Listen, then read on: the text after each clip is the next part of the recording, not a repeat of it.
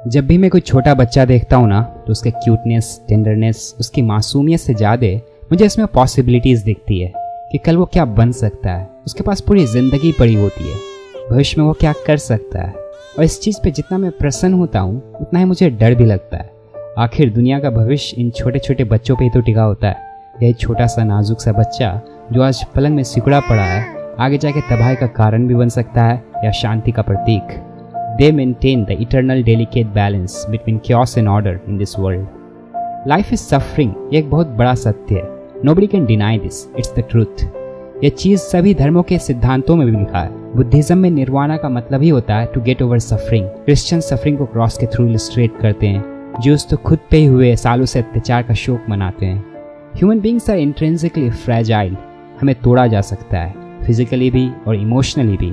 जिंदगी में ना चाहते हुए भी हमें अपनों को खोना पड़ता है, हमें खुद को भी खोना पड़ता है। चाहे आप कितने ही खूबसूरत क्यों ना हो, आपके चेहरे पे कितना ही रौनक क्यों ना हो, पर समय के साथ all this will be lost. कहा जाता है कि we all are born with death sentence. हम पैदा ही होते हैं मौत के सजा के साथ। हम कोई घोर अपराध नहीं भी करें तो भी हम मारे जाएंगे। इससे बड़ी अनजस्टिस अपने लाइफ में और क्या हो सकती है। How more brutal the so called beautiful nature could be. लोग यूजुअली नेचर को एक खूबसूरत सा वॉलपेपर या पेंटिंग की तरह परसीव करते हैं, लेकिन कभी कभी यही मदर नेचर हमारे तबाही पे ही तुली होती है। कुछ लोग तो अपनी सारी जिंदगी ऐसे प्रॉब्लम से घिरे पड़े होते हैं जो उनके बस के ही बाहर होता है, और ऐसे बहुत कम ही लोग होंगे जो किसी भी समय कम से कम एक सीरियस प्रॉब्लम से नहीं जूझ रहे हों, स्पेशली तब जब आप उनके फैमिली को भी इक्वेशन में इंक्लूड कर दो।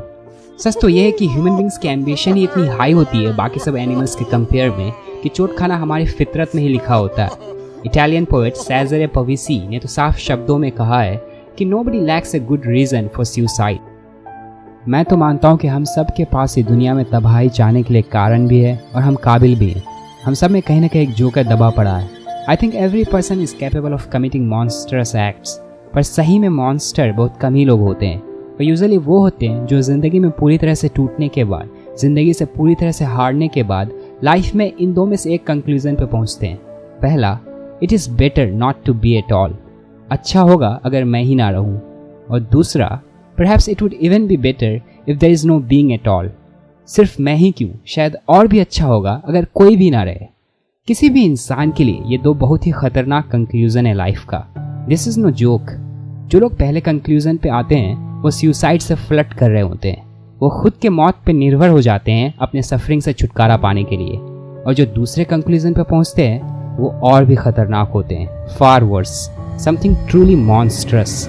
दे आर टॉयिंग विद जेनोसाइड। ये लोग बदले की भावना से भरे पड़े होते हैं। हर इंसान इनके लिए दुश्मनी होता है और ये बस सबको मिटा देना चाहते हैं। They enjoy the destruction of everything. यही लोग होते हैं जो चेहरा पे आर्टिफिशियल स्माइल के लिए चाकू से खुद को काट देते हैं। ऐसे ही लोग क्लिनिकल डिक्टेटर्स होते हैं, रेपिस्ट्स, सीरियल किलर्स, कैनिबलिस्ट, और दूसरे शब्द में बोले तो साइकोपाथ। जो सबसे भयावह दरिंदगी होती है ना, वो आपको इन लोगों में मिलेगा। उनका खुद का अस्तित्व भी ह्यूमैनिटी को जस्टिफाई नहीं कर पाता है। इनफैक्ट कुछ केसेस में वो खुद को अपने घटिया करतूत के बाद इसीलिए मार देते हैं ताकि वो दिखा सके वो किस हद तक जिंदगी से नफरत करते हैं, to demonstrate the purity of their commitment to annihilation. They are walking dead, a pure agent of chaos.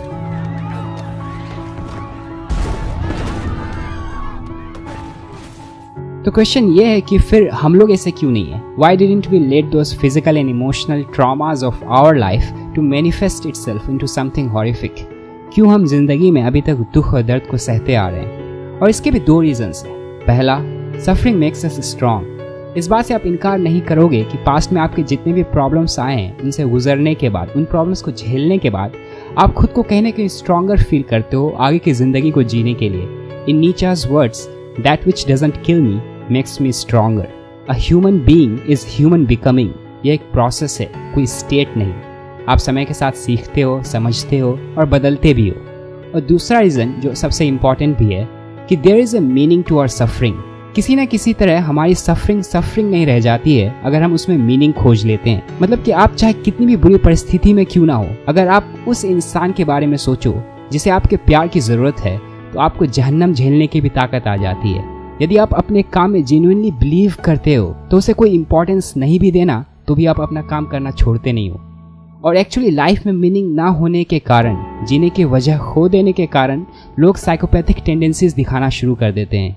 इसीलिए हमें अपने लाइफ में प्लेजर और पावर से ज़्यादा उसमें मीनिंग खोजने की ज़रूरत है, क्योंकि अगर if you fail to do so it could be catastrophic.